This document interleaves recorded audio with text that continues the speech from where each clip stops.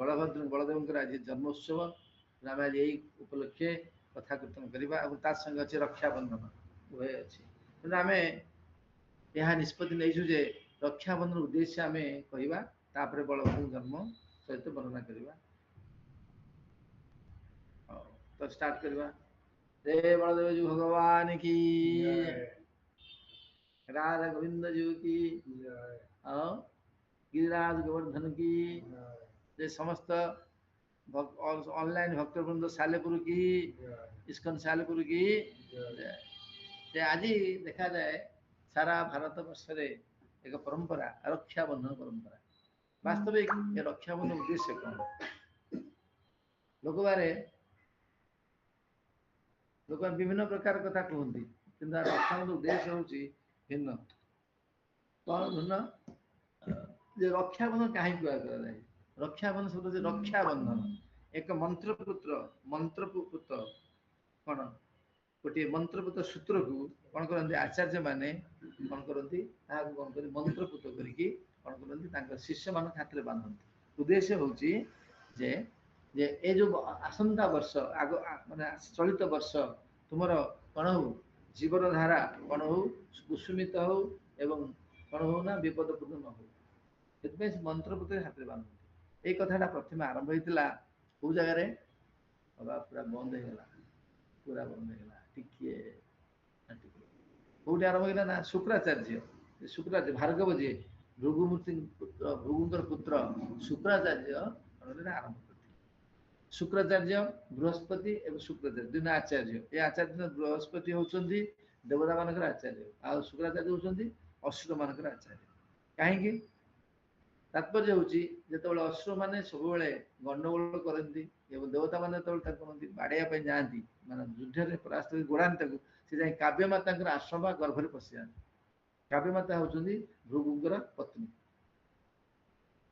आउ से किसी ब्राह्मण हत्या हम से देवता मैंने इंद्रादि देवता मैंने फेरी आसती किसी कही पारती ये बारंबार होगा सत्वे जो भृगु माने माता को जो काव्यमाता को कहगला तथापि से शुणुनि से सेम कथाटी करते एका कथाटी करते पूर्ववर्त करते भगवान जन्म चक्र मुंड काटिदेले तो बेले भगवान कहगला भगवान से शुणिले सांग मुंडटा काटिदेले मरीगले से शुक्राचार्य कौन प्रतिशोध परायण होगी कौन करती सब कौन करती जदि जानते सी भगवान हूँ सर्वशक्तिमान प्रतिशोध परायण होगी से कौन करेंगे जाकि असुर मानकर सपक्ष ने सपक्ष कौन करेंगे देवता मानकर युद्ध असुर मान करेंगे से सब कथा शिखेबे एवं अनेक कथा कथा कौन अच्छी कहुई तेणु दिनकर घटना ये शुक्राचार्य कौन कले बलि जेहतु असुर मानकर से आचार्य तेणु बलि को थे कौन कले बलि जो आसन कौन करते आसन भार ग्रहण करते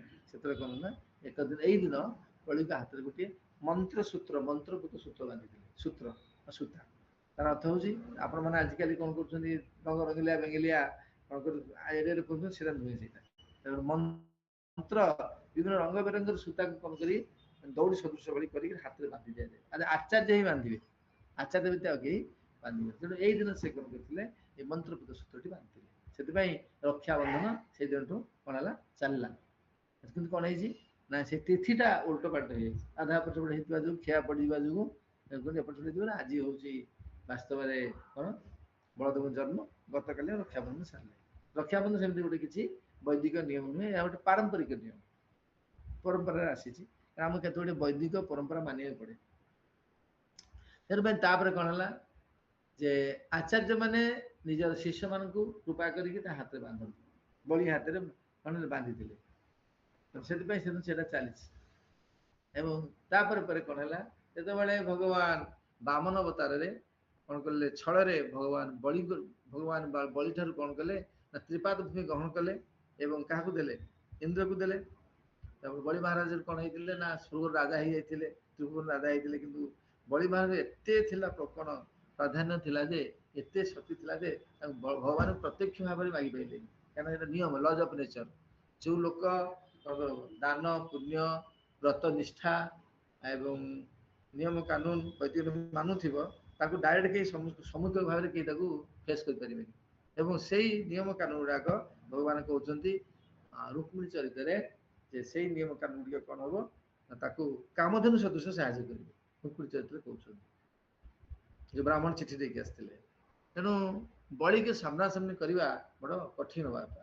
ତେଣୁ ବଳି କ'ଣ କରୁଥିଲେ ଯେତେବେଳେ ସ୍ୱର୍ଗ ରାଜ୍ୟକୁ ଅଧିକ କ'ଣ କଲେ ମାନେ କ'ଣ କଲେ ନିଜ ଆୟତକୁ ରଖିଲେ ତେଣୁ ସ୍ୱର୍ଗ ରାଜ୍ୟ ଇନ୍ଦ୍ରପଦରେ ଅଭିଷିକ୍ତ ହେବା ପାଇଁ ତାକୁ କ'ଣ କରିବାକୁ ପଡ଼ିବ 100ଟି ଅଶ୍ୱମେଧ ଯଜ୍ଞ କରିବାକୁ ପଡ଼ିବ। ଯିଏ 100ଟି ଅଶ୍ୱମେଧ ଯଜ୍ଞ କରିବ ସେ କ'ଣ ହବ ଇନ୍ଦ୍ର ପଦରେ ଅଭିଷିକ୍ତ ହବ। ତେଣୁ ବଳି ମହାରାଜ ଯେତେବେଳେ ଇନ୍ଦ୍ର ପଦକୁ କ'ଣ କଲେ ଗ୍ରହଣ କଲେ ସେତେବେଳେ ଦେବତା ମାନଙ୍କର କ'ଣ ହେଇଥିଲା ବୃହସ୍ପତିଙ୍କ ନିକଟରେ ଅପରାଧ କରିଥିଲେ। ସେଥିପାଇଁ ତାଙ୍କର ଗୁରୁଙ୍କ ପାଖରେ ଅପରାଧ କଲେ କ'ଣ ହୁଏ ନା ପୁଣ୍ୟ କ୍ଷୟ ହେଇଯାଏ। ଯେତେବେଳେ ପୁଣ୍ୟ କ୍ଷୟ ହେବ ସେତେବେଳେ ଅସୁର ମାନେ କ'ଣ କରିବେ ତାଙ୍କ ଉପରେ ଆକ୍ରମଣ କରିବେ। ଏଇଟା ମନେ ରଖ, ଅସୁର ମାନେ ଆକ୍ରମଣ କରିବେ এইটা মনে রাখতে হবে। ଆପଣମାନଙ୍କର ପୁଣ୍ୟ ନିୟମ କାନୁନ ତପସ୍ୟା ନ ମାନିବେ ସେତେବେଳେ କ'ଣ ଆପଣ ବିପଦ ଆସିବ ମନେ ରଖିଥାଅ। ତେଣୁ ଏଇଥିପାଇଁ ସେଥିରେ କ'ଣ କରୁଛନ୍ତି ନା ସେ ନିୟମ କାନୁନରେ ଖିଲାପ କଲେ ଅର୍ଥାତ୍ ବୃହସ୍ପତିଙ୍କୁ ଅପମାନ କଲେ ଭଗବାନ ନିୟମ ଠିକ ସେ ମାନିଲେନି। এইଭଳି ଭାବ ସମୟରେ ଦେବତା ମାନେ ଅସୁର ମାନେ କ'ଣ କଲେ ନା ବଳଶାଳୀ ହେଇକିରି ସ୍ୱର୍ଗ ରାଜ୍ୟ କ'ଣ କଲେ ମାନେ କ'ଣ କଲେ ବଳି ମହାରାଜ ଗୋଟେ କ'ଣ କଲେ ନା ବିଶ୍ୱଜିତ ଯଜ୍ଞ କଲେ। ତାର ପୁରୋଧା ହେଇଥିଲେ କିଏ ଶୁକ୍ରାଚାର୍ଯ୍ୟ। ବିଶ୍ୱଜିତ ଯଜ୍ଞ କଲା ପରେ ସେ ଏତେ ଗୋଟେ ସୁନ୍ଦର ରଥ ପାଇଲେ, ତେଜିଆନ ରଥ ପାଇଲେ, ଦିବ୍ୟ ରଥ ପାଇଲେ। ତାକୁ ଯେତେବେଳେ ସ୍ୱର୍ଗ ରାଜ୍ୟକୁ ଗଲେ ସେତେବେଳେ କ'ଣ ହେଲା ସେମାନେ ଇନ୍ଦ୍ର ହରିକା ଦୌଡ଼ିକି ପଳେଇଲେ, ଲୁଚିଗଲେ।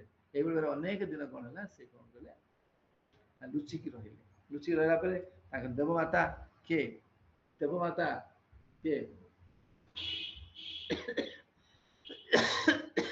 ହଁ ଦେବମାତା ଅଦିତି କଶ୍ୟପଙ୍କର ମା ସେ ଭଗବାନ ପ୍ରାର୍ଥନା କଲେ, ଭଗବାନ ଅବତାର ଗ୍ରହଣ କଲେ। ବହୁତ ବିସ୍ତୃତ କଥା। ଅବତାର ଗ୍ରହଣ କଲା ପରେ ଛଳରେ 3 ପଦ ଛଳରେ ପ୍ରଭୁ ନେଇ ଆସିଲେ ଏବଂ ବଳିକି କ'ଣ କଲେ ବଳି ସେତେବେଳେ 100 ନମ୍ବର 100 ନମ୍ବର କ'ଣ କରୁଥିଲେ ଯଜ୍ଞ କରୁଥିଲେ, ଅଶ୍ୱମେଧ ଯଜ୍ଞ କରୁଥିଲେ। ବୃହସ୍ପତି ହେଇଥିଲେ ତାର ପୁରୋଧ। ତେଣୁ ଯଜ୍ଞରେ ବାନ୍ଧିଲା ପରେ ତାକୁ ତୁମ ଯଜ୍ଞ ପୂରଣ କର। କାହାକୁ ପୂରଣ କଲେ କାହାକୁ କହିଲେ ଶୁକ୍ରାଚାର୍ଯ୍ୟ କହିଲେ ଦେଖନ୍ତୁ ଯୋଉ ଯଜ୍ଞରେ ଆପଣଙ୍କର ଆବିର୍ଭାବ ହେଲାଣି, ଶୁକ୍ରାଚାର୍ଯ୍ୟ ଭଲ ରୂପେ ଜାଣିଥିଲେ ବିଷ୍ଣୁ ତତ୍ତ୍ୱ ଆବିର୍ଭାବ ହେଲାଣି, ଆପଣ ତାକୁ ଆଉ କ'ଣ କରାଯାଏ କିନ୍ତୁ ଆପଣଙ୍କ ନାମ ନେଲା ମାନେ ଯଜ୍ଞରେ ଯାହା ଖଣ୍ଡନ ଅଛି ତା ମଣ୍ଡନ ହେଇଯିବ, ଯାହା ତ୍ରୁଟି ଅଛି ତା ମଣ୍ଡନ ହେଇଯିବ। ତେଣୁ ଆପଣ ତ ଆଇଲେଣି ଆଉ ନା ତଥାପି ତୁମେ କର, କାରଣ ଲୋକଲୋଚନ ଉଲ୍ଟା ହେଇଯିବ ନା। ତେଣୁ ଶୁକ୍ରାଚାର୍ଯ୍ୟ କଲେ। କରିବାରୁ ତାପରେ କ'ଣ ହେଲା ବଳିକି ଭଗବାନ ବାନ୍ଧିଲେ, କହିଲେ ତୋର ସମ୍ପତ୍ତି ବାଡ଼ି ନାହିଁ। ସେ କହିଲେ ପ୍ରଭୁ ମୋ ପାଖରେ ସମ୍ପତ୍ତି ଅଛି କିନ୍ତୁ ଆପଣଙ୍କ ପାଖରେ ସମ୍ପତ୍ତି ନାହିଁ, ଆପଣଙ୍କ ପାଖରେ ପାଦ ନାହିଁ। ତୁ ଭଗବାନ ନା, ସବୁ କିଛି ପାଦ ମୋ ପାଖରେ ରହିବ, ମୁଁ ସବୁ ଅଶୁଭ ସମ କରିପାରେ, ତୋର ସମ୍ପତ୍ତି ଦେଖା। ପ୍ରଭୁ ଦିନ ଥିଲା ମୋ ପାଖରେ ସ୍ୱର୍ଗ ରାଜ୍ୟ ନଥିଲା, ମର୍ତ୍ତ୍ୟ ପଟରେ କିଛି ନଥିଲା, ମୁଁ ଭିକାରୀ ହେଇଥିଲି। ସମୁଦ୍ର ମନ୍ଥନ ଯୁଦ୍ଧରେ ମୁଁ ଭିକାରୀ ଯାଇଥିଲି କିନ୍ତୁ ମୋ ବାହୁବଳରେ ମୁଁ କ'ଣ କରିଛି ଆୟତ କରିଛି। ସେମିତି ଆପଣ ସିନା ମୋ ସମ୍ପତ୍ତି ନେଇଗଲେ, ଦେବତାଙ୍କୁ ଦେଇଦେବେ, ମୁଁ ପୁଣି କ'ଣ କରିବି ଦେଇସାରିଲା ପରେ ଆପଣ ଗଲା ପରେ ମୁଁ ପୁଣି ମୋର ବାହୁବଳରେ କ'ଣ କରିବି ତାଙ୍କୁ ପରାସ୍ତ କରି ନେଇ ଆସିବି। ଆପଣ ଯଥାର୍ଥ ଦବାଟା ଯଥାର୍ଥ ହବନି, ସାର୍ଥକ ହବନି। ଆପଣଙ୍କ କପଟି ହେଇଯିବ, ମତେ କ'ଣ କହୁଛନ୍ତି କପଟି। ତେଣୁ ନା ତାହେଲେ କ'ଣ ନା ଆପଣ ଯେପର୍ଯ୍ୟନ୍ତ ମତେ ନ ନେଇଛନ୍ତି ସେ ପର୍ଯ୍ୟନ୍ତ କ'ଣ ହେଲା ଧନ ଠାରୁ ଧନ ଅଧିକାରୀ ହେଉଛି ଶ୍ରେଷ୍ଠ। କାରଣ ଧନ କିଏ ଅର୍ଜନ କରିଛି, ଧନ ଅଧିକାରୀ କରିଛି, ଯିଏ ଅର୍ଜନ କରିଛି ଧନ ଅର୍ଜନକାରୀ। ତେଣୁ ଆପଣ ଯେପର୍ଯ୍ୟନ୍ତ ମତେ ନ ନେଇଛନ୍ତି ତାଙ୍କୁ ଦବା ସାର୍ଥକ ହବନି। ଅତଏବ ମୁଣ୍ଡଟା ଦେଖିଦେଲେ। ସେଇ ସମୟରେ ଭଗବାନ ସନ୍ତୁଷ୍ଟ ହେଇଗଲେ, ବଳି କୃପା କଲେ। ବଳି ମତେ ଗୋଟିଏ ଯିଏ କ'ଣ କରେ ଦୁର୍ବାଦଳ ପ୍ରେମରେ ଦିଏ, ଦୁର୍ବାଦଳ ମାନେ ଦୁବ ଘାସର ପ୍ରେମରେ ଦିଏ, ମୁଁ ତାକୁ ଅଚରାଚର ସମ୍ପତ୍ତି ଦେଇଥିଲି। କିନ୍ତୁ ତମେ ଆଜି କ'ଣ ସର୍ବସ୍ୱ ପ୍ରଦାନ କରିଛ, ତେଣୁ ତୁମେ ନିଶ୍ଚିତ ଭାବରେ ଏହାର ପ୍ରତିପତ୍ରରେ ବହୁତ ପାଇବ। କାରଣ ଲଜ୍ ଅଫ୍ ନେଚର, ପ୍ରକୃତିରେ ମୁଁ ବନେଇଛି। ବ୍ରହ୍ମା ଆସି କହୁଛନ୍ତି ବଳିଙ୍କ ପାଇଁ ଆପଣ କ'ଣ ଦେବେ ପ୍ରଭୁ। ବନ୍ଧୁ ବଳିକୁ ଏବେ କ'ଣ ଦେବେ ଯେ ସର୍ବସ୍ୱ ଦେଇଦେଇଛି ଆପଣଙ୍କୁ, ଅକାତରେ ଦେଇଦେଇଛି। ବନ୍ଧୁ ବାନ୍ଧବ ଗୁରୁ ତ୍ୟାଗ କରିଛି, ସବୁ ତ୍ୟାଗ କରିଛି ଆପଣଙ୍କ ପାଇଁ, ଆପଣ କ'ଣ ଦେବେ। ଭଗବାନ ହସିଲେ, ବଳି ଆଗ ଆସନ୍ତା କଳ୍ପରେ କ'ଣ ହବ ଇନ୍ଦ୍ର ହବ। ଆଉ ପ୍ରଭୁ ଏତିକି। ଆଉ ବଳି ବର୍ତ୍ତମାନ କ'ଣ ହବ ନା ବର୍ତ୍ତମାନ ମୁଁ କ'ଣ କରିଛି ଇନ୍ଦ୍ରକୁ ଦେଇଛି କ'ଣ ରାଜ୍ୟ ଦେଇଛି ହେଲା, ମୁଁ ଇନ୍ଦ୍ରକୁ ରାଜ୍ୟ ଦେଇଛି। ତେଣୁ ବର୍ତ୍ତମାନ କ'ଣ ଇନ୍ଦ୍ର ରାଜ୍ୟ କ'ଣ ଶାସନ କାଳ ପୁରିଲା ପରେ ଆସନ୍ତା କଳ୍ପରେ ସେ କ'ଣ ହବ ବଳି କ'ଣ ହବ ଇନ୍ଦ୍ର ହବ। ତେଣୁ ସେଥିରେ ସେ ୱେଟିଂ ଲିଷ୍ଟରେ ରହିଲା। ହଁ ତେଣୁ କ'ଣ ହବ ନା ସେ ଯୋଉ ପାତାଳ ସୁତଳରେ ରହିବ। ବଳି କହିଲେ ପ୍ରଭୁ ମୁଁ ଯିବିନି, କାହିଁକି ନା ସେଠି ନାଗ ଲୋକଗୁଡ଼ା ଅଛନ୍ତି, ଅସୁର ମାନଙ୍କର ଆଚାର ବିଚାର ଅଛି ମୋ ଚେତନା କଳୁଷିତ ମତେ ତ ମୋଠୁ ତ ଆପଣ ଧନ ସବୁ ନେଇଗଲେ କାହିଁକି ନା ମୋ ଚେତନା କଳୁଷିତ କରେଇଲେ ହେ ପରିଷ୍କୃତ କରେଇଲେ ଆପଣ କଣ କରୁଛନ୍ତି ଆପଣ ନେଇଗଲେ ଆଉ ତା ମତେ ମତେ କାହିଁ ପୁଣି ପଠେଇବେ ନା ତୁମେ ଯାଅ ୱେଟିଂ ଲିଷ୍ଟ ରହିବ କାରଣ ତୁମେ ଯୋଉ ଦାନ କରିଛ ମତେ ତାର ପ୍ରତିବଦଳରେ ତମେ ଏଇଆକୁ ପାଇବ ଏବେ କିନ୍ତୁ ନୁହେଁ ୱେଟିଂ ରଖିବାକୁ ପଡିବ ଠିକ ଅଛି ପ୍ରଭୁ ଯିବି କିନ୍ତୁ ମୁଁ ମୋ ଯିବିନି କାହିଁ ସେଠି ଯିବିନି ନା ଯୋଉ ଅସୁର ମାନଙ୍କ ସଙ୍ଗରେ ମୋର ଚେତନା କଳୁଷିତ ହବ ହେଇଥିବା ଯୋଗୁ ତ ମୁଁ ଆଜି କଣ କରୁଛି ସ୍ୱର୍ଗ ରାଜ୍ୟ ଆପଣଙ୍କ ନିୟମକୁ ଉଲ୍ଲଂଘନ କରୁଥିଲି ନା ଯାଅ ମୋର କୃପାରେ ଅସୁର ମାନଙ୍କ ପ୍ରଭାବ ପଡିବନି ଆଉ ନା ପ୍ରଭୁ ମତେ କିଏ ପୁଣି ହରେଇ ଦବ କିଏ କରିବ ମୁଁ କେମିତି ଯିବି ନା ନାଇଁ ମୁଁ ଯାଇକି ସେଠି କଣ କରି ଦ୍ୱାରପାଳ ରହିବି ତ ସେଇଦିନ ଠାରୁ ଭଗବାନ କଣ କରୁଛନ୍ତି ଦ୍ୱାର ସୁତଳରେ କଣ ହେଇଛି ବାମନ ଦେବ ହିସାବରେ ଯାଇକି ଦ୍ୱାରପାଳ ହେଇକି ଅଛନ୍ତି ଏଣେ କଣ ଲକ୍ଷ୍ମୀଙ୍କର ମୁଣ୍ଡ ବିନ୍ଧା ଆରମ୍ଭ ହେଲାଣି କଣ କରିବେ ପ୍ରଭୁ ବଳି ପାଖରେ ବଧପାତ ହେଇଯାଇଛନ୍ତି ନାଇଁ ଆସୁନାହାନ୍ତି ତେଣୁ କଣ କଲେ କଣ କରାଯିବ ସେଠୁ ଗୋଟେ ବ୍ରାହ୍ମଣ ଲକ୍ଷ୍ମୀ ଦେବୀ କଣ କଲେ ଗୋଟେ ବ୍ରାହ୍ମଣୀ ବେଶରେ ଚାଲିଲେ କୋଉଠିକି ଗଲେ ସୁତଳକୁ ଚାଲିଲେ ବଳି ପାଖରେ ପହଞ୍ଚିଲେ କହିଲେ ତୁମେ କିଏ ଆମେ ବ୍ରାହ୍ମଣୀ ଆଉ କଣ ନା ତୁମେ ପ୍ରତିଜ୍ଞା କଲେ ମୁଁ ଆପଣଙ୍କୁ କହିବି ନା ମୁଁ ତ ଥରେ ପ୍ରତିଜ୍ଞା କରିଥିଲି ଭଗବାନ ଆସିକିରି ବାମନ ବେଶରେ ଆସିକି ମୁଁ ସବୁ ନେଇଯାଇଥିଲି ଅବଶ୍ୟ ଭଗବାନ ମୋତେ କୃପା କରିଥିଲେ ଧନ ସମ୍ପତ୍ତିର ମଦ ମୌଜକୁ କାଢି ନେଇଥିଲେ କିନ୍ତୁ ତମେ କିଏ ନା ତୁମେ ଶପଥ କଲେ ମୁଁ କହିବି ମୁଁ ଯାହା ଭାଇ ତାହା ଦବ ନା ମୋ ପାଖରେ କଣ ଅଛି ନାଇଁ ମୁଁ କି ଧନ ସମ୍ପତ୍ତି ମାଗୁନି ମୋର ସାମାନ୍ୟ ଜିନିଷ ମାଗିବି ନା ବାମନ ଦେବ ତ ସାମାନ୍ୟ ଜିନିଷ କହୁଥିଲେ ନା ନେଇଗଲେ ସବୁ ଯାକ ତମେ କଣ ମାଗିବ ତଥାପି ଯେହେତୁ ତୁମେ ବ୍ରାହ୍ମଣୀ ଆଉ ତମେ ତ ବ୍ରାହ୍ମଣୀ ତେଣୁ କରି ବ୍ରାହ୍ମଣ ଯେହେତୁ ହେଇଛ ମୁଁ ତମକୁ କଣ କରିବି ନା ସାହାଯ୍ୟ କରିବି କୁହ ତମେ ଯାହା ଶପଥ କଲେ ତାହେଲେ ଠିକ ଅଛି ଦେଖ ମୋର ଭାଇ ନାହିଁ ନା ଠିକ ଅଛି ମୋ ଭାଇ ନାହିଁ ମୁଁ ତମ ଭାଇ ବୋଲି ସ୍ୱୀକାର କରୁଛି କିଏ କହିଲେ ଲକ୍ଷ୍ମୀ ଦେବୀ କହିଲେ ନା ତୁମେ ଆମ ଭାଇ ବୋଲି ସ୍ୱୀକାର କରୁଛି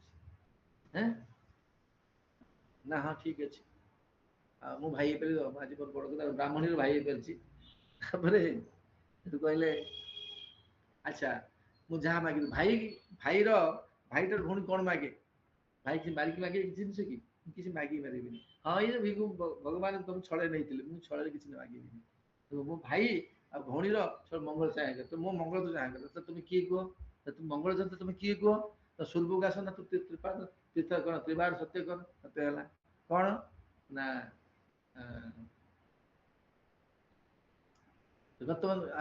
ମୁଁ ଯାହା ଭିତରେ ଦବୁ ନା ତୁ ସ୍ୱରୂପରେ ଆସ ହଁ କିଲା ଲକ୍ଷ୍ମୀ ଦେବୀ ହି ମୋ ଘରେ ଭଗବାନ ବିଷ୍ଣୁ ଲକ୍ଷ୍ମୀ ଅଭାବ କଣ ଅଭାବ କୋଉଠି ହବ ହବ କି ତେଣୁ ତମେ ଯାହା ମୁଁ ଦେବି ନାଇଁ ମୁଁ କିଛି ମାଗୁନି ବାବା ଆଉ ନା ସେଠୁ କଣ କଲେ ଗୋଟେ ସୂତ୍ର ଆଣିଲେ ବାନ୍ଧିଲି ମୋ ଭାଇ ନା ସୂତ୍ର ବଦଳରେ କଣ ବାନ୍ଧିଲି ତା ବଦଳରେ ମତେ ମାଗିବି ଦେ କଣ ଦେ ନା ଏଇ ଯୋଉ ପ୍ରଭୁ ଠିଆ ହେଇଛନ୍ତି ଆଙ୍କୁ ମୁକ୍ତ କରେଇଦେ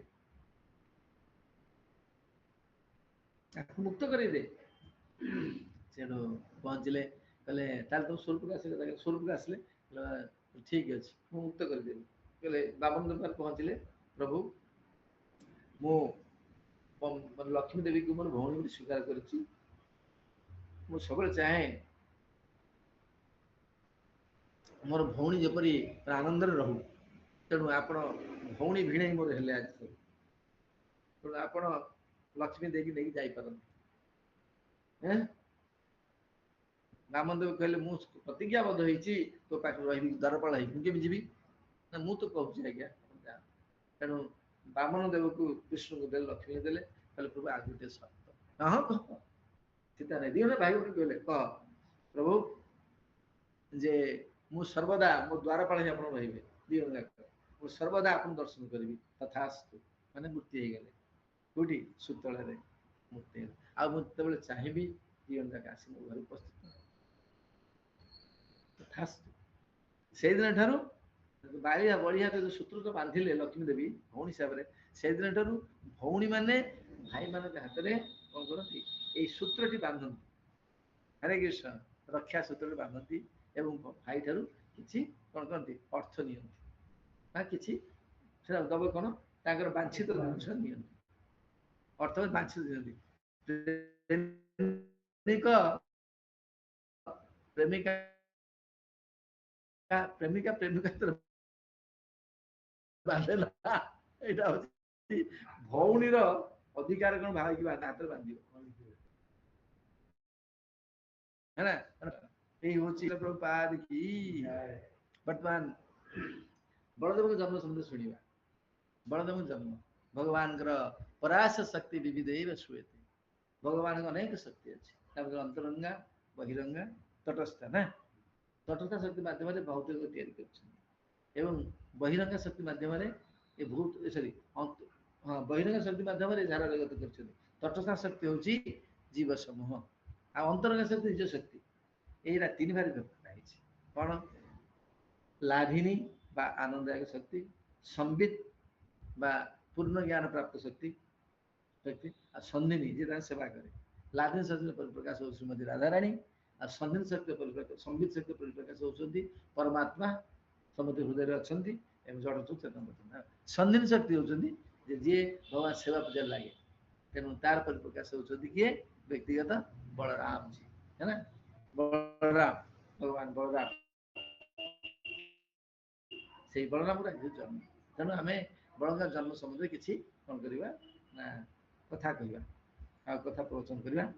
बलराम ठार आसला किए प्रथम चतुर्युग संकर्षण अनिरुद्ध पद्मनाभ वासुदेव प्रथम चतुर्युग प्रथम चतुर्युग आसला आसला नारायण आसिले पुणी से नारायण चर्चा कौन आसले संकर्षण अनिरुद्ध पद्मनाभ वासुदेव ये संकर्षण अवतार आसिले सेकेंड जो द्वितीय चतुर्युगर संकर्षण अवतार आसिले किए विहु आसिले किए महाविष्णु कारण विष्णु तापर से गर्भोदय विष्णु चलना ब्रह्मा चलना यही भाव में आंकर विस्तार लाभ कर।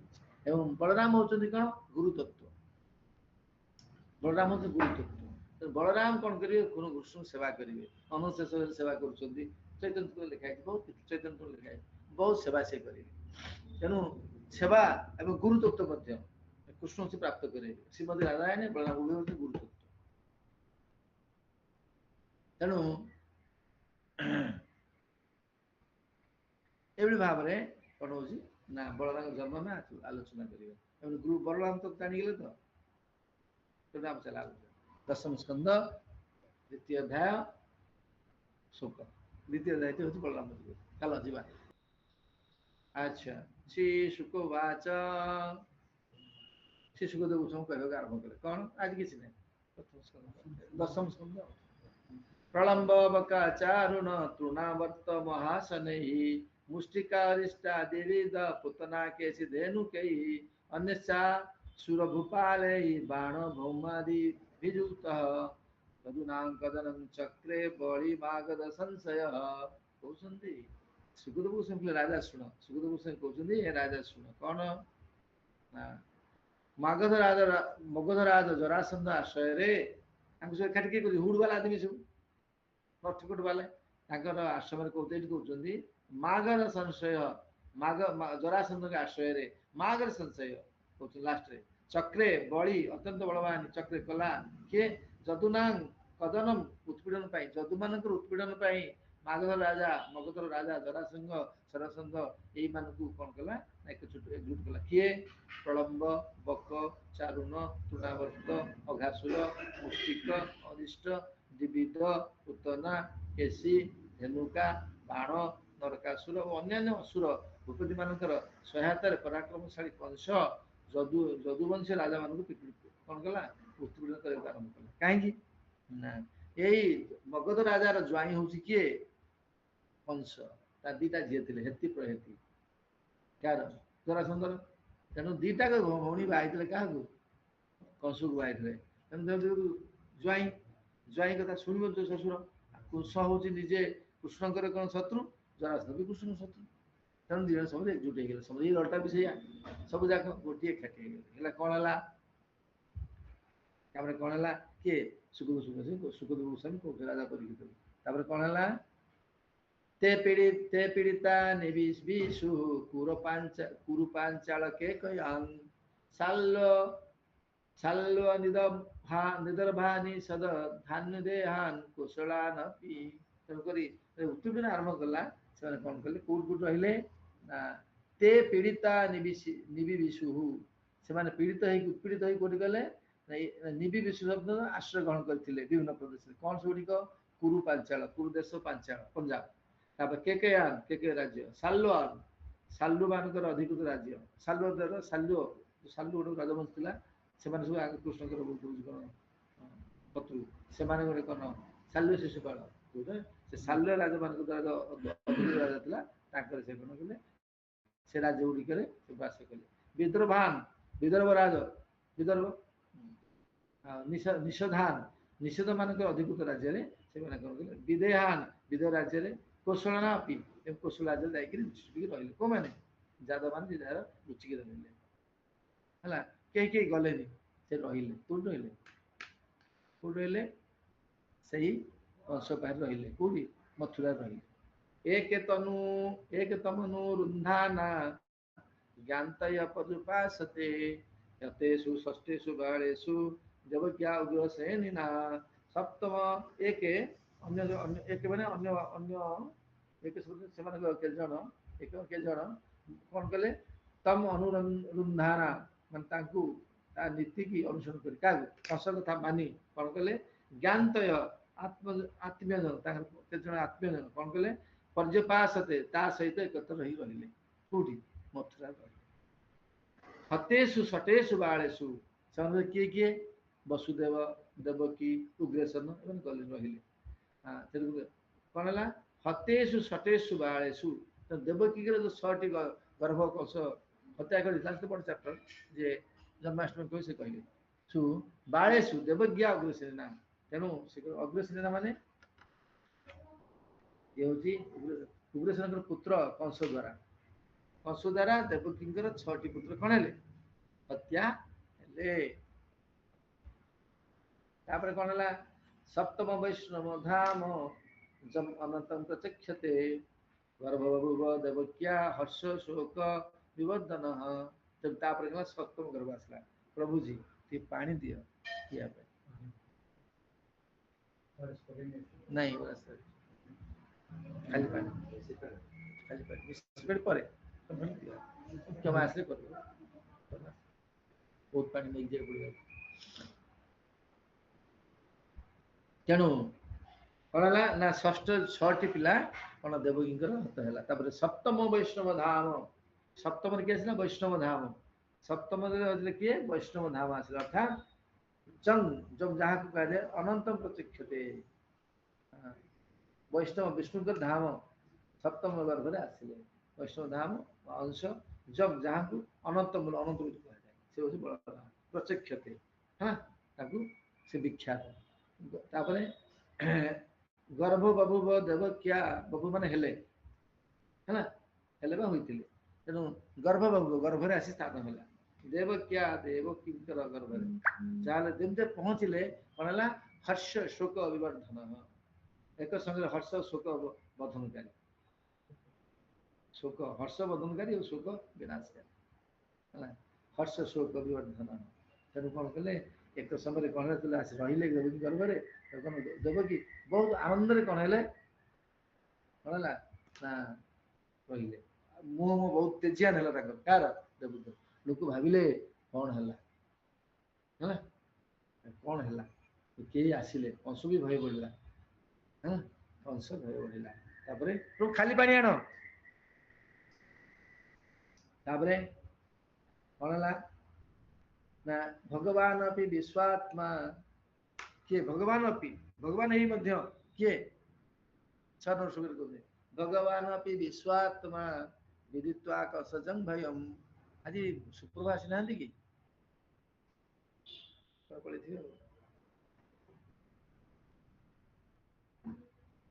ଖୋଜି ଯାଇଥିବେ। ସୁପ୍ରଭା ମାତାଜୀ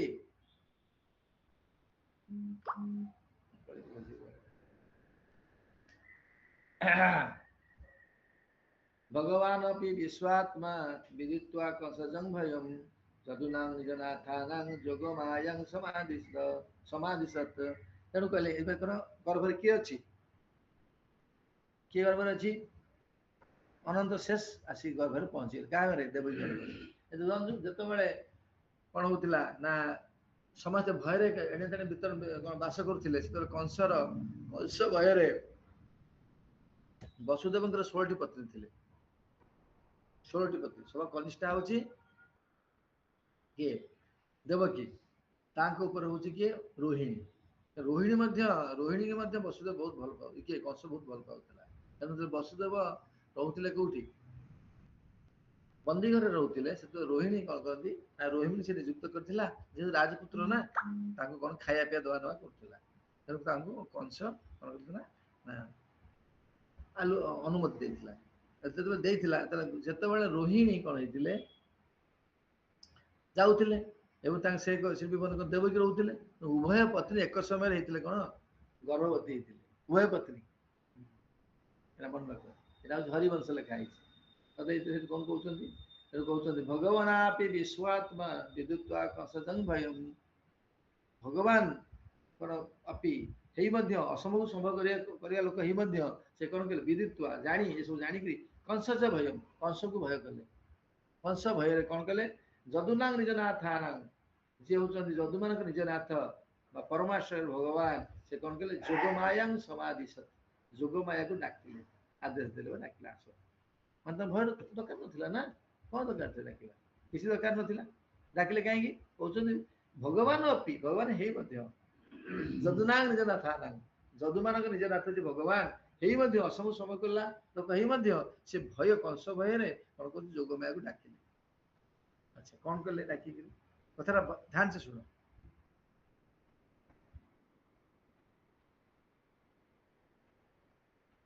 ଗଚ୍ଛ ଦେବୀ ଭଦ୍ରଂ ଭଦ୍ରେ ଗୋପୋ ଭି ଅଳଙ୍କୃତମ୍ ରୋହିଣୀ ବସୁଦେବସ୍ୟ ଭାର୍ଯ୍ୟାସ୍ତେ ନନ୍ଦ ଗୋକୁଳେ ଅନ୍ୟାସ୍ତ କଂସ ସବିଘ୍ନ ବିବରେଷୁ ବସନ୍ତି ହି। କହୁଛନ୍ତି ଦେବୀ, ଗଚ୍ଛ ଦେବୀ ବ୍ରଜଂ ଭଦ୍ରେ, हे भद्रे, डियर मैडम, हेलो सुनंदा माता जी, गच्छ देवी भद्रे, हे भद्रे, हे भद्रे, तुम्हें जाओ कोठी? ब्रज को जाओ। कौन हम ना गोप गोपी भी अलंकृत, जो गोप माने रहउचंती आ गाभी माने भी रहउचंती, जो अलंकृत करछन आइचंती। आ सेठी अछि किए? रोहिणी वसुदेव से भार्या, रोहिणी नामक गोटे भार्या वसुदेवଙ୍କର ସେଇ ନନ୍ଦ ଗୋକୁଳରେ ଅଛନ୍ତି। କୋଉଠି ଅଛନ୍ତି? ନନ୍ଦ ଗୋକୁଳରେ ଅଛନ୍ତି। ଗୋକୁଳରେ ଅଛନ୍ତି। କଣ ହବ? ଯିବି। ଆଉ କଣ କଣ କହୁଛନ୍ତି? ଅନ୍ୟାସ କଂସ ସବିକିନା, ଆଉ ଅନ୍ୟମାନେ ମଧ୍ୟ କଣ କରୁଛନ୍ତି? କଂସ ଭୟରେ ବିବେରେଷୁ ବସନ୍ତି, ଅନ୍ୟାନ୍ୟ ଜାଗାରେ ମଧ୍ୟ ଲୁଚିକିରି ଅଛନ୍ତି, ନିଜ ସ୍ଥାନ ଲୁଚିକି ଅଛନ୍ତି। କିନ୍ତୁ ତାଙ୍କ ଭିତରେ ଜଣେ ଅଛନ୍ତି, କିଏ? ରୋହିଣୀ, ଯାହାକୁ କଂସ ଅତି ଭଲ ପାଉଥିଲା ପାଏ, ସେଇଠି ସେ ଅଛନ୍ତି। ଆଚ୍ଛା, କଣ ହେଲା ନା, ଯେତେବେଳେ ଉଭୟ ପତ୍ନୀ ଗର୍ଭବତୀ ହେଲେ, ବସୁଦେବ ଜାଣିଲେ କାଳେ କଂସ ଜାଣିପାରିବ, ନନ୍ଦ ରୋହିଣୀକି କହିକିରି ନନ୍ଦ ବାବାଙ୍କୁ ପଠେଇ ଦେଇଥିଲେ। ଏଇଟା ହଉଛି କଣ? ହରିବଂଶର କଥା। ହରେ କୃଷ୍ଣ। ଧ୍ୟାନ ବୁଝିପାରିଲେ ତ? ତେଣୁ କଣ କର? ଦେବକ୍ୟା ଜଠରେ ଗର୍ଭଂ ଶେଷାଖ୍ୟଂ ଧାମ ମାମକମ୍, ମୋର ଧାମ ବା ବିସ୍ତୃତାଂଶ କିଏ? ନା ଶେଷାକ୍ଷ, ଶେଷ ନାମରେ ଯିଏ ଜଣାଶୁଣା, କଣ କରିବ ନା? ଦେବକ୍ୟାଂ ଜଠରେ ଗର୍ଭ, ଦେବକୀ ଜଠରେ ସେ ଅଛନ୍ତି। ଉଦରେ ସନ୍ନିବେଶୟ, ତାଙ୍କୁ ନେଇ ତତ୍ତ ନିଷ୍କୃଷ୍ୟ, ତାଙ୍କୁ ଟାଣିକି ନେଇକି ତାଙ୍କ ଦେବକୀ ଗର୍ଭକୁ ନେଇକି ରୋହିଣୀ ଗର୍ଭରେ ସଂସ୍ଥାନ କର। ସେଠି ଗୋଟିଏ କଣ ଅଛି ନା, ଆଗରୁ ରୋହିଣୀର ଗୋଟିଏ ପିଲା ଅଛି, ତା ଗର୍ଭରେ ଅଛି। ଏଟା କେମିତି ସମ୍ଭବ? ସନ୍ନିବିଷୟ ତୁମେ କରିପାରିବ, ତୁମେ କର ହେଲା, ତେବେ ତୁମେ କର, ଏଇଟା କାମ କର। ହଁ, ତେଣୁ କହିଲେ, ଯୋଗମାୟା କହିଲା, ଅଂଶ ଭାଗେନ ଦେବକ୍ୟା ପୁତ୍ରତାଂ ଶୁଭେ, ଅଂଶ ଅଥାଂଶଂ ଭାଗେନ ଦେବକ୍ୟା ପୁତ୍ରଂ ଶୁଭେ, ପ୍ରାପ୍ସ୍ୟାମି ତଂ ଯଶୋଦାୟା ନନ୍ଦପତ୍ନା ଭବିଷ୍ୟତି। ତମେ ନେଲେ ସେଠି କୋଉଠିକି? ତାକୁ ନେଇକି କଣ କରିବ? ରୋହିଣୀ ଗର୍ଭରେ କଣ କରିବ? ତୁମେ ତାକୁ ସ୍ଥାପନ କରିବ। ଏବଂ ହେ ମଙ୍ଗଳମୟ ଯୋଗମାୟା, ମୁଁ ସେତେବେଳେ ମୋର ଷଡ଼ୈଶ୍ୱର୍ଯ୍ୟ ପୂର୍ଣ୍ଣ ଦେବୀଙ୍କ ପୁତ୍ର ଦେବୀ ଘରକୁ ଯିବି। ତାଙ୍କ ସ୍ଥାନ ଖାଲି କଲେ ମୁଁ ଯିବି ନା। ଭଗବାନ ନ ଆସିବା ପୂର୍ବରୁ, ରାଜା ଆସିବା ପୂର୍ବରୁ ତାଙ୍କର ସବୁ ସିକ୍ୟୁରିଟି ଗାର୍ଡ ଆସନ୍ତି, ଯେମିତି ଆସନ୍ତି ସବୁ, ନାଇଁ? ତାଙ୍କର ପରିକର ଆସନ୍ତି। ସେମିତି ତମେ ଆଗ କଣ କର? ନା ତାଙ୍କୁ କଣ କର ତାଙ୍କର ଗର୍ଭକୁ ତମେ ସବୁ ସ୍ଥାନାନ୍ତର କର। ସ୍ଥାନାନ୍ତର କଲେ ମୁଁ ଯିବି ଏବଂ ମୁଁ କଣ କରିବି ନା ତମେ କଣ କରିବ ନା ଦଶରଥଙ୍କ ମା ଗର୍ଭରେ ଜନ୍ମ ହବ। ଦେବ ଜନ୍ମ ହବ ସେଠି ଜନ୍ମ ହବ ମୁଁ ଏଠି ଜନ୍ମ ହେଇଥିବି। ତେଣୁ କଣ କରିବେ ନା ଜନ୍ମ ହେଲା ପରେ ତମକୁ ଥୋଇ ମତେ ଆଣିବେ ଏ କଥା ସେ କହିବେ। କଣ କଣ କହୁଛନ୍ତି ଛୋଟିଆ ଜିନିଷ ନୁହଁ ଛୋଟିଆ ଜିନିଷ କି ଜଣେ ଗର୍ଭରୁ ଜଣେ ଶିଶୁ ଅଛି ତାକୁ ବାହାର କରି ରଖିବ ପୁଣି ଆଣିବ ସହଜ କଥା କି ତାପରେ କଣ ହେଲା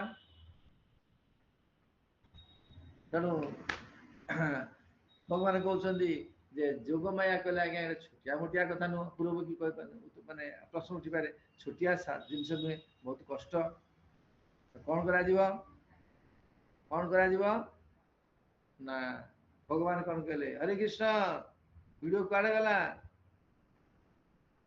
ତେଣୁ କହିଲେ ଭଗବାନଙ୍କର ବୋନସ ଦେବା ମାନେ ବ୍ରାଇଟ ମାନେ ବୋନସ ଦେବା ଆରମ୍ଭ କଲେ ବୋନସ ବୋନସ ଶୁଣ ଦେବି ଅର୍ଚିଷନ୍ତି ମନୁଷ୍ୟା ସବ କାମ ବରେଶ୍ୱରୀ ଧୂପ ପହାର ବଳିବିହି ସବୁ କାମ ବର ପ୍ରଦାନ ତେଣୁ ତମେ ଯଦି ଏଇ କାମଟା କରିବ ହରେ କୃଷ୍ଣ ତମେ ଯଦି ଏଇ କାମଟା କରିବ ତାହେଲେ କଣ କରିବେ ଅଚିଷ୍ୟନ୍ତି ପୂଜା କରିବେ ମନୁଷ୍ୟ ମାନେ ମର୍ତ୍ତ୍ୟମଣ୍ଡଳରେ ମନୁଷ୍ୟା ତ୍ୱାଂ ତୁମକୁ କଣ ହବ କୋଉ ହିସାବରେ ପୂଜା କରିବେ ହେ ସର୍ବକାମ ବର ଈଶ୍ୱରୀ ଏ ସମସ୍ତ କାରଣ ତୁମେ ଜଡ ବାସନା ପରିପୂର୍ଣ୍ଣକାରୀ ଦେବତା ମାନଙ୍କ ସର୍ବଶ୍ରେଷ୍ଠ ତୁମେ ସର୍ବକାମ ବର ଈଶ୍ୱରୀ ହେ ଈଶ୍ୱରୀ ତୁମେ ହଉଛ ସର୍ବ କାମ ପୂର୍ଣ୍ଣ କରିଗଲା ତେଣୁ ଦୁର୍ଗା ଦେବୀ ହଉଛନ୍ତି କଣ ସର୍ବ କାମ ପୂର୍ଣ୍ଣ କରି ଦୁର୍ଗା ପୂଜା ଜୋର ଚାଲେ ଦେବୀ ପୂଜା ଜୋର ଚାଲେ କେମିତି ପୂଜା କରିବେ ଧୂପ ଉପହାର ବଳିବି ଧୂପ ଦେବେ ଉପହାର ଦେବେ ବଳି ବି ବିଭିନ୍ନ ପ୍ରକାର ବଳି ଦ୍ୱାରା ପୂଜା କରିବେ କାହିଁକି ନା ସର୍ବକାମ ବର ପ୍ରଦାନକାରୀ ପୂଜା କରିବେ ଯାଅ ତଥାପି ମଧ୍ୟ କିଏ କୁନ୍ତୁ ହଉଛନ୍ତି କିଏ କିଏ ଦୁର୍ଗା ଦେବୀ ଯୋଗମାୟା କୁନ୍ତୁ ହଉଛନ୍ତି ତଥାପି କହିଲେ ଶୁଣ ଶୁଣ ଶୁଣ ଆଉ ଗୋଟେ କଥା ତମେ ଏଇ କାମ କଲେ ହରେ କୃଷ୍ଣ ତମେ ଯଦି ଏଇ କାମ କରିବ ତାହେଲେ କଣ ହବ ନାମ ଧେୟାନି କୁରୁବନ୍ତି ସ୍ଥାନାନି ଚ ନରା ଭୁବି ତମର ଭିନ୍ନ ଭିନ୍ନ ନାମରେ ପୂଜା ପାଇବ ସେଠି ତୁମେ ପୂଜା ପାଇବ ନାମ ଧେୟାଣି ବିଭିନ୍ନ ନାମରେ ପୂଜା ପାଇବ କିପରି ସ୍ଥାନ ଅନୁସାରେ ତୁମ ନାମ ହବ ତା ସହିତ ଯଦି ପ୍ରମୁଖ ନାମ କହିଲେ କଣ ହବ ଦୁର୍ଗେତି ଭଦ୍ରକାଳୀତି ବିଜୟା ବୈଷ୍ଣବୀତି ଚ କୁମୁଦା ଚଣ୍ଡିକା କୃଷ୍ଣା ମାଧବୀ କନ୍ୟକେତି ଚ ମାୟା ନାରାୟଣୀ ସାନି ଶାରଦେ ଅମ୍ବିକେତି ଚ କଣ କଣ କରିବେ ତମ ନାଁରେ ରାମ ଦୁର୍ଗା ଭଦ୍ରକାଳୀ ବିଜୟା ବୈଷ୍ଣବୀ କୁମୁଦା ଚଣ୍ଡିକା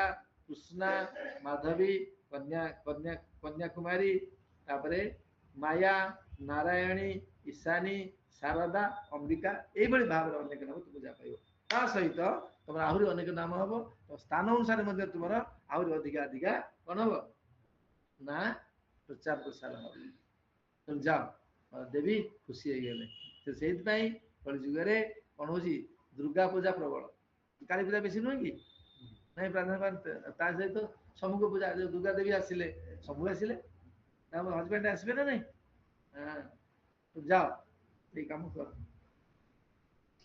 ତାପରେ ତେଣୁ ପୁଣି କଣ ହବ କହିଲେ ଦେଖ ତମେ କଣ କରିବ ଦେବକୀ ଗର୍ଭରୁ ତାକୁ କଣ ସଂକର୍ଷଣ କରି ନବ ଆକର୍ଷଣ କରି ନବ କରି ରୋହିଣୀ ଗର୍ଭ ରଖିବ ରୋହିଣୀ କଣ ହେଇଥିଲେ ସେତେବେଳେ କଣ ହେଇଥିଲେ ସିଏ ବି ଗର୍ଭ ଥିଲେ ତେଣୁ କଣ କଲେ ଯୋଗମାୟା କଣ କଲେ ରୋହିଣୀ ଗର୍ଭକୁ ରାତିରେ ଶୋଇଥିଲେ ତାଙ୍କୁ ନିଷ୍କାସନ କରିଦେଲେ ଜାଣିଲେ ଯେ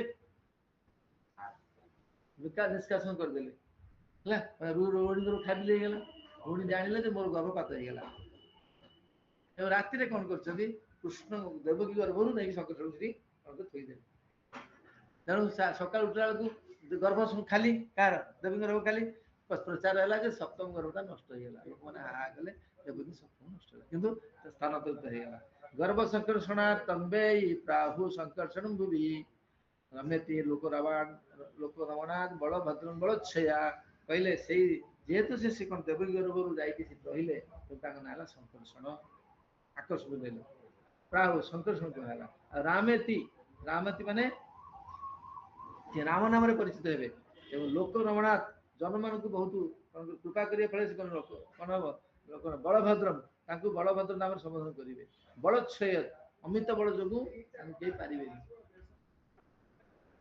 ହେଲା ଏଇଭଳି ଭାବରେ ତାଙ୍କ ନାଁ ଯାଅ ତାପରେ ସେୟା କଲେ ତାର ତେଣୁ କଲାପରେ କଣ ତାପରେ ସେ କଣ କଲେ ନା ମୁଁ କହିଲି ମୁଁ ଯିବି। ତେଣୁ ଏଇଭଳି ଭଗବାନ କହିସାରିଲା ପରେ ଦୁର୍ଗା ଦେବୀ ବା ଯୋଗମାୟା ତାଙ୍କୁ କଣ କଲେ ପରିକ୍ରମା କରି ବାହାରିଲେ କାମ କଲେ। ଏବଂ ସକାଳେ ପ୍ରଚାର ହେଇଗଲା ଯେ ଦେବୀଙ୍କର ନଷ୍ଟ ହେଇଗଲା। ଆଉ ତାପରେ କିଛି ରୁକ୍ମିଣୀ ଜାଣିବ କିଏ ରୋହିଣୀ ଜାଣିପାରିଲେନି। ଗର୍ବ ତ ଅଛି ଆଉ ତାର ସାଙ୍ଗେ ସାଙ୍ଗେ କଣ ହେଲା ଗର୍ଭ କରି ଶିଶୁ ହେଲା। ତାକୁ ସେ ନନ୍ଦ ବାବୁ ଘରେ ବଢିଲେ ନନ୍ଦ କୂଳେ ବଢିଲେ। ତାପରେ 8 ଦିନ ପରେ ଭଗବାନ କଣ କଲେ ନା ବସୁଦେବ ମନକୁ ଆସିଲେ। ତାପରେ ସାଙ୍ଗେ ସାଙ୍ଗେ କାହା ଘରକୁ ଗଲେ ବସୁଦେବ ଗଲେ ତାପରେ ଯତ୍ନ ନେଲେ। ଓକେ ହରେ କୃଷ୍ଣ।